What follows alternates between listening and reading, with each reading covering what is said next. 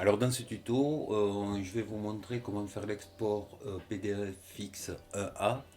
Donc si on regarde par rapport au cahier des charges que vous a fourni Madame Lefebvre, vous avez là toute la description de l'impression. Donc on va être en quadri, recto verso, la linéature, les formats, le nombre de pages en ligne.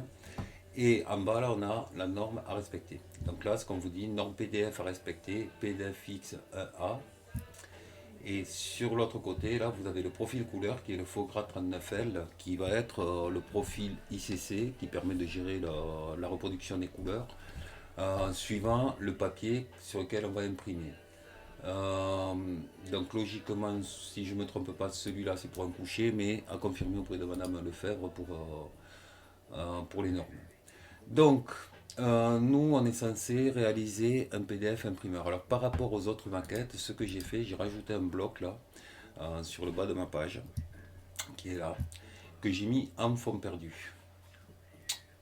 Alors, mon bloc, vous voyez, il dépasse bien. J'ai réglé mon fond perdu dans le format de document. Au moment de la création du document, vous pouvez le régler après. C'est qu'au niveau du fond perdu, là, qui, faites attention, il peut être plié, hein, vous le dépliez. Fond perdu, en général, on met entre 3 et 5. Moi, j'ai l'habitude de mettre 5. De toute façon, vous allez voir que cette valeur-là, on va pouvoir la mettre au moment de l'export justement du PDF. Donc, je fais OK. Alors, juste au niveau du bloc, là, je l'ai arrêté bien nos bordures. Je peux tout à fait le faire dépasser comme ça. C'est strictement pas un souci. Une fois de plus, c'est au moment de l'export PDF que l'on va décider si on veut si on veut des fonds perdus ou pas. Donc pour faire l'export, je viens d'un fichier exporté. Toujours pareil, alors là je vais le faire PDF 1XA. Hop, enregistré. Alors première chose que je fais, c'est que là vous avez, toujours dans les paramètres prédéfinis, vous avez différents éléments. Et vous retrouvez, comme par hasard, le premier qui est la norme vraiment de ce qu'on utilise en imprimerie. Je vous dis, les autres sont utilisés également, mais Madame Lefebvre vous fera un cours beaucoup plus précis là-dessus. Tout de suite, vous avez la norme en bas qui se met, qui est la norme que vous choisissez. Alors sachez que vous n'êtes pas obligé de choisir là cette norme-là pour que là ça s'applique. Je peux prendre n'importe laquelle, je prends une qualité optimale et je lui demande que je veux que ce soit cette norme-là. Donc il me mettra que c'est qualité optimale modifiée, mais j'aurai la bonne norme. Pour aller au plus simple, on choisit le pré-réglage et ça marche très bien. Ici, vous avez donc la norme. Dans les générales, on retrouve les éléments. Alors pour un PDF imprimeur, c'est l'imprimeur qui va faire l'imposition sur sa machine. On ne lui fait jamais, jamais, jamais de planche. Toujours un PDF en page. Ça, c'est hyper important. Toujours un PDF en page. On va garder la case affichée, le fichier après exportation, ce qui permet de pouvoir l'ouvrir directement. Et tout ce qu'on a le reste là, pas la peine d'activer quoi que ce soit. On peut incorporer les vignettes, ça permet de mieux naviguer dans l'Acrobat.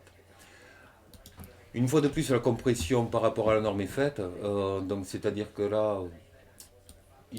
pour vous l'expliquer quand même, c'est que si une image à 450 pixels de résolution effective, elle sera recompressée à 300 pixels. Donc toutes les images supérieures à cette valeur-là seront recompressées à cette valeur-là.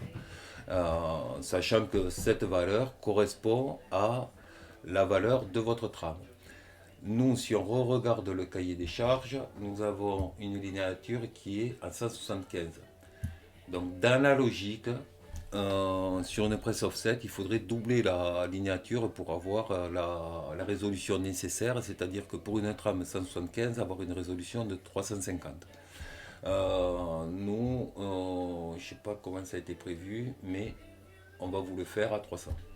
Donc là, ici, on peut régler les compressions. Par défaut, vos repères et fonds perdus ne sont pas réglés. Alors, je vais les activer tous, là. Et, et je vais tous les garder. À ce niveau-là, pour l'instant, je ne vais pas les activer. Histoire que vous voyez un petit peu ce qui est mauvais, quoi. Dans la sortie, ici, les réglages se sont faits, c'est-à-dire que la norme a fait convertir vers la destination. Donc là, on convertit vers le fichier de sortie, c'est-à-dire vers la norme, c'est-à-dire vers les profils qu'il faut pour respecter la norme PDFX 1A. Et la destination, là, vous avez, c'est-à-dire, là, on dit va vers la destination, et là, on y définit quelle est la destination. Et là, vous avez plusieurs choix de différents profils. On peut même en charger d'autres par Photoshop, je sais plus exactement comment. Euh, et là, vous pouvez choisir, suivant le profil que vous souhaitez, de dire, ben moi je veux que tu ailles vers un faux gras, et donc lui automatiquement il va le faire. Donc nous ce qu'on veut c'est un document SEMJN vers du faux gras, on lui fait tout seul, et voilà, le reste vous pouvez le laisser par défaut, a priori il n'y a rien, on exporte, et voilà. Donc là j'ai mon export, j'ai bien mes traits de coupe, ma gamme, un trait de repérage. Voilà, et si je descends, ben là je m'aperçois que j'ai pas de fond perdu. C'est-à-dire que au moment de faire mon export,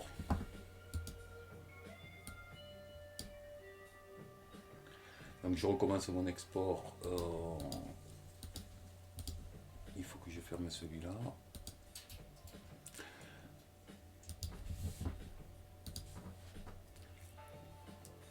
Donc quand je suis dans mon export, bon là c'est bon, compression c'est bon, repère et fond perdu. Donc là ce qu'il faut que je fasse c'est que je lui demande d'utiliser les paramètres de document. Si je coche cette case-là, vous voyez qu'automatiquement il me règle mes fonds perdus à 5. C'est-à-dire les 5 c'est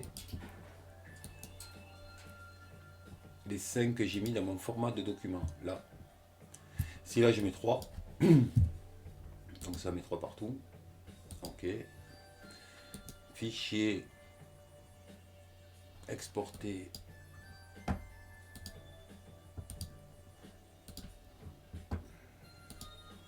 Si là je coche la case maintenant, vous voyez, il m'a bien mis 3 mm. Donc en fait, ces valeurs-là sont en rapport au réglage que vous avez fait dans votre format de document. Par contre, si vous voulez vous mettre une autre valeur, c'est-à-dire qu'au départ vous ne les avez pas prévus ou vous en voulez plus, dans ces cas-là, vous décochez cette case et vous lui dites j'en veux 5. Mais pour le PDF imprimeur, il faudra toujours renseigner et les repères et les fonds perdus. D'ailleurs, dans les repères, le repère de fonds perdus est en général inutile. Donc, moi j'ai tendance à le décocher pour garder que les traits de coupe, les traits de repère, plus le fond perdu que je définis à la valeur que je veux ou avec la valeur de mon document. Et quand j'exporte,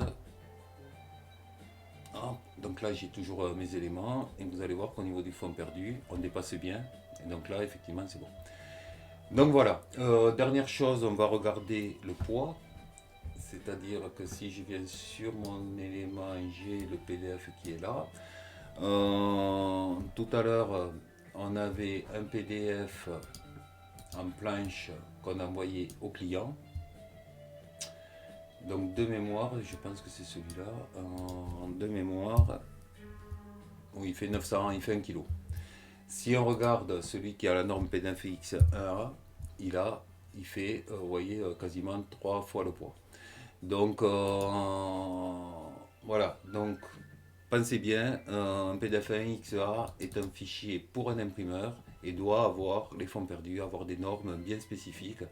Donc quand vous avez des normes qui vous sont précisées, faire bien attention à respecter ces normes.